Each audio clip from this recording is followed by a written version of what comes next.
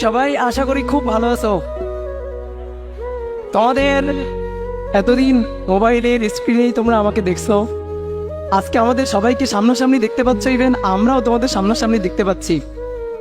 আমরা আসলে খুবই আনন্দিত তোমাদের এরকম সামনাসামনি দেখতে পেয়ে। বেশি সময় নষ্ট করব না, আমি টুকিটাকি ক্লাস নিতে পারি কিন্তু খুব ভালো বলতে পারি না বা বক্তৃতা দিতে পারি না।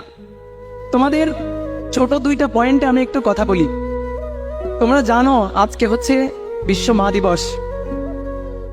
একটা সন্তান যখন ভূমিষ্ঠ হয়, মায়ের যে প্রসব বেদনাটা সহ্য করতে হয়, এটা পৃথিবীর সবচেয়ে বড় কষ্টের একটা। তোমরা সবসময় দেখবা মা এই প্রসব বেদনাটা সহ্য করার পরেও হাসি মুখে এটা মেনে নেয়। তোমার হাজার দেওয়া কষ্ট সবকিছুই মা হাসি মুখে মেনে নেয়। তোমরা মাকে কখনো কষ্ট দিবা না। তুমি যখন ক্যাম্পাসে আসবা, তুমি বাসায় যাওয়ার পরে 1 মাস 2 মাস 6 মাস পরে বাসায় যখন যাবা, তুমি বুঝতে পারবা যে তোমার মা আসলে কতটা তোমাকে ভালোবাসে।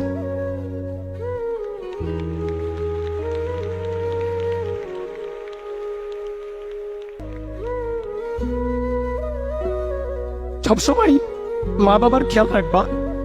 আর একটা পয়েন্টে একটু কথা বলি, সেটা হচ্ছে ভালোবাসা দিয়ে পৃথিবীর সব কিছু জয় করা যায়।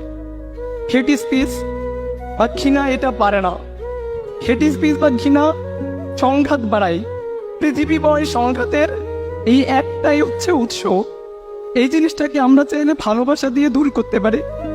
তো তুমি সামনে একটা ক্যাম্পাসে যাবা, তোমার 64টা জেলার বিভিন্ন ধরনের সহপাঠীদের সাথে তোমার পরিচয় হবে। তুমি বিভিন্ন কালচার, বিভিন্ন ভাষা, বিভিন্ন বর্ণের এবং ধর্মের মানুষের সাথে পরিচিত হবা, বন্ধু বান্ধবের সাথে পরিচিত হবা। তোমার একটা সুন্দর ফ্রেন্ড সার্কেল হবে। তুমি কখনো এই ফ্রেন্ড সার্কেলের জন্য কষ্টের কারণ হয়ে দাঁড়াবা না। এইটা তোমাদের কাছে আমার আশা বা তোমাদের কাছ থেকে আমার চাওয়া একটাই অনুরোধ আর কি। যে হাতে আমি তোমাকে পড়াইছি, যে হাতে আমি তোমাকে কলম দেখছি, ওই হাতে আমি ভবিষ্যতে কখনো কোনো রক্তের দাগটা দেখতে চাই না। তো এই জিনিসটা তোমরা মাথায় রাখবা, যেন আমাদের বাংলাদেশের ক্যাম্পাসগুলো সুন্দর হয়।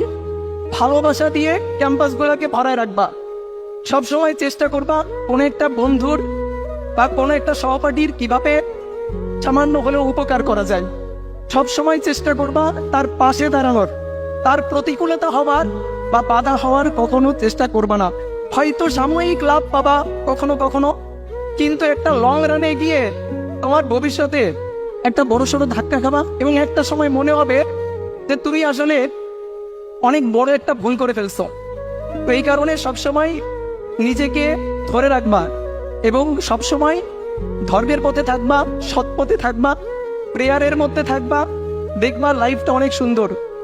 যদি কখনো হতাশা লাগে, মা বাবার সাথে কথা বলবা আর ঈশ্বরের সাথে কথা বলবা, দেখবা এই হতাশাটা কেটে যাবে।